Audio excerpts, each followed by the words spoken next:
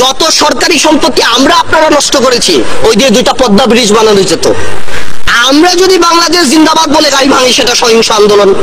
আপনারা জয় বাংলা বলে গাড়ি ভাঙি। আমি সবাইকে অনুরোধ করবো বাংলাদেশের যে আপনারা সরকারকে বয়কট করেন, পাবলিকলি বয়কট করেন। 30 লক্ষ লোক এই আওয়ামী লীগ আমাদের ফকির। মাত্র 5.5 মাস হয়েছে আমি এমপি হইছি। বুঝেন চান যে 5.5 মাস হই এমন কি দরকার বললো যে আমার মাইরে লাউন লাগবো? কেরে আমার মৃত্যুর হুমকি দিল? আমি যদি এর সাথে ম্যানেজ করে চলতাম তাহলে মারবো, কিন্তু তোমরা কোনো মারবার কথা কোনি, মারবে তো হয় উপরতায়। দেশবাসীকে, ছাত্র সমাজকে যেই যেখানে আছেন লড়াইতে নামেন। আপনার অধিকার আপনাকে কেউ ফেলে দিতে দেবে না।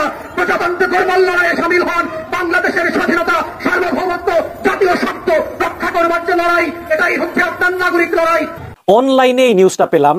এটা 11 তারিখের একটা বৈঠকের ছবি, যেখানে বাংলাদেশে বিশ্ব স্বাস্থ্য সংস্থার বৈঠক আয়োজনের ব্যাপারে কথা হয় এবং এখানে বিশ্ব স্বাস্থ্য সংস্থার দক্ষিণ পূর্ব এশিয়ার পরিচালক এবং স্বাস্থ্যমন্ত্রীর বৈঠক হয়। তো এখানে আপনারা দেখতে পাচ্ছেন যে সাইমা ওয়াজেদ পুতুলের ছবি। এখন এই প্রধানমন্ত্রী শেখ হাসিনা চীন সফর সংক্ষিপ্ত করে চলে এসেছেন। প্রথমে বলা হলো যে ওনার বোন শেখ রেহানা অসুস্থ, পরে জানানো হলো উনি যেদিন 196 জন ব্যবসায়ী, সাংবাদিক, দপ্তর কর্মী, মন্ত্রী, সচিব, ওনার বাবুর্চি, ক্যামেরাম্যান, ওনারা যে চা পানি দেয়, ওনারা যে সাজা, এগুলো সব নিয়ে গেছেন। সেদিন নেমেই তিনি নির্দেশ দেন যে ফিরতি ফ্লাইট একদিন আগে ব্যবস্থা করতে হবে। ভালো কথা।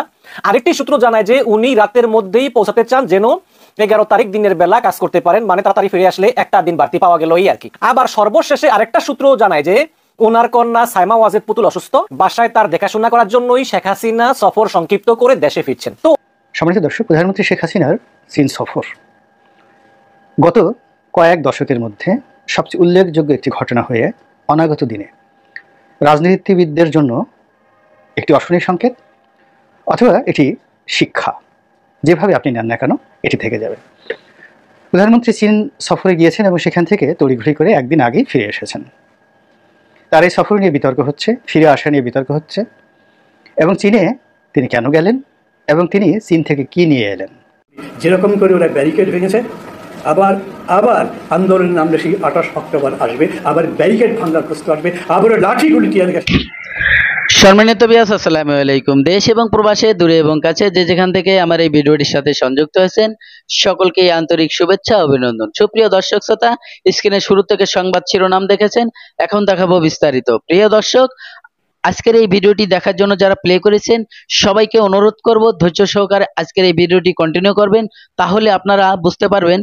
পুরো ভিডিওটি দেখলেই হয়তো আপনার মন্তব্য করতে পারবেন এবং আপনার যদি ভালো লাগে অবশ্যই আপনার মূল্যবান মতামত অবশ্যই কমেন্ট বক্সে কমেন্ট করে জানাবেন। সুপ্রিয় দর্শক শ্রোতা, ব্যারিস্টার সুমন ভাই, যদি আগামী মাস থেকে একটা লোকের যদি এয়ারপোর্টে আমাদের কোনো ধরনের সমস্যা হয়, তাইলে আমরা এমন একটা ব্যবস্থা নিব, দরকার হইলে আমরা এই টাকা পাঠানো বন্ধ করবে 1 মাসের জন্য।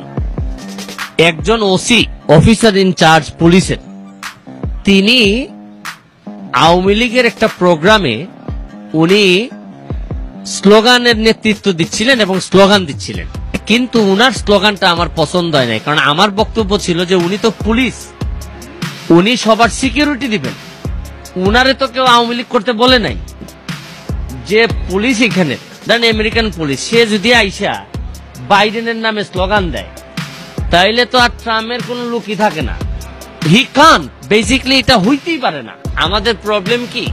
আমাদের প্রবলেম হচ্ছে কি, আমাদের নেতারা কিছু মিথ্যা কথা বলতে এই কারণে যে অসংখ্য ডিমান্ড, যে জায়গায় দাঁড়াইছে এই জায়গাও কাদা, আর যে জায়গা পার হয়ে যাবে এই জায়গাও কাঁচা। তো যার কারণে আমাদের নেতাদের উপর প্রেশার যখন খুব বেশি পড়ে, তখন তারা কোনো না কোনো ভাবে একটা কথা বলে পার হয়ে যেতে চায়। কিন্তু এইখানে আমেরিকান পলিটিশিয়ানদের সুবিধা কি, এদের বাচ্চা ছাড়াই অনেক কাজ করে ফেলছে। বাংলাদেশের পলিটিক্সে ইনভেনশন থাকে কম।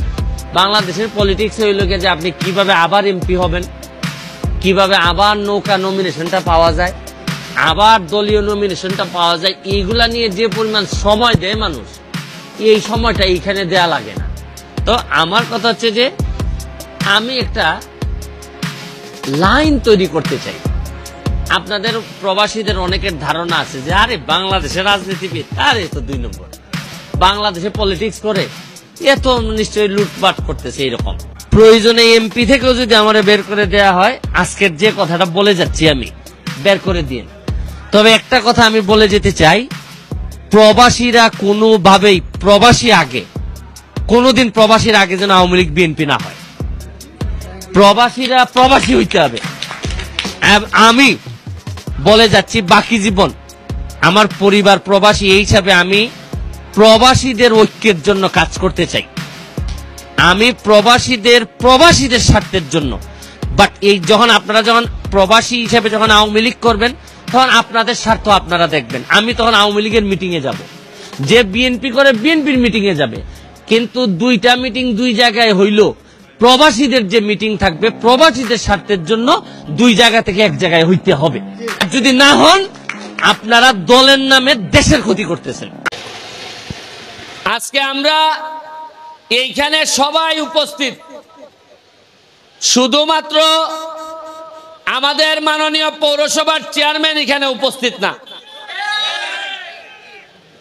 হয়তো উনার ব্যক্তিগত কোনো কাজ থাকতে পারে, আমার জানা মতে উনারে দাওয়াতও দেওয়া হয়েছে, তো সামনে থাকলে হয়তো আমি বলতে পারতাম।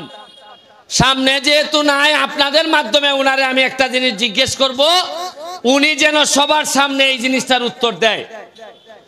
যদি এই বালুর গাড়ির বিরুদ্ধে ব্যবস্থা নিতে হয়, প্রথম এই ব্যবস্থা নেওয়ার মালিক হচ্ছে গিয়ে পৌরসভার চেয়ারম্যান। আমি প্রথমে উনার কাছে জানতে চাই, অনেকে বলা বলি করে যে আপনি নিজেও নাকি এই বালুর ব্যবসার পার্টনার হইছেন, আপনি আগে জানান যে আপনি নিজে এই বালুর ব্যবসার অংশীদার কিনা।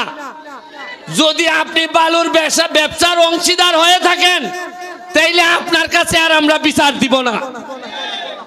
আর যদি না হয়ে থাকেন, তাইলে এই বালু যে আমাদের এই বাজারটারে একেবারে ভাগারে পরিণত করছে, এইটার ব্যাপারে আপনি কি ব্যবস্থা নিবেন, আমাদেরকে প্রয়োজন হলে লাগাবেন, এইটার জন্য আপনি কি করবেন এটা জনসমক্ষে জানাবেন।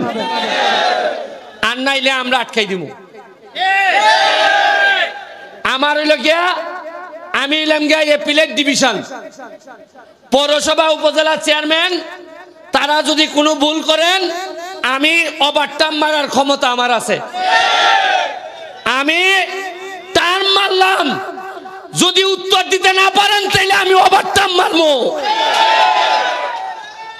আমার দায়িত্ব, আমি শপথ নিছি এই সোনারঘাটের মানুষে শান্তি দেওয়ার জন্য আমি শপথ নিছি। আমি শপথ এইভাবে নেই নাই যে বালুর ব্যবসাতে আমি পার্টনার হইম, ওইয়া 1 লাখ টাকা লাগাইলে মাসে 2 লাখ টাকা পাইম। আমার কথা কইও না, আপনারা এই বাজার এমপি হইবার পরই যে কাজটা করছি, বাজারের অর্ধেক কাজ আমি আগাই দিছি। এই কথা কইও না,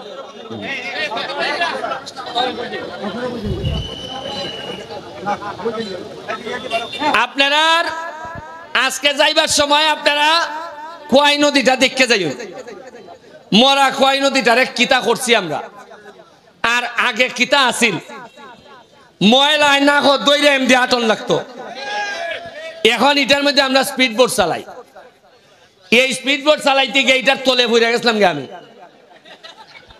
তলে বইরা উপরে উঠতে দেখি আকাশ দেখা যায় না, দেখি উপরে খালি স্পিড বোট দেখা যায়। তখন আধা মিনিটের লেগে মনে হয়েছে মনে হয় মরমু। এরপরে আবার ডুব দিয়া বার হইছি, এরপরে দিকে আকাশ দেখা যায়।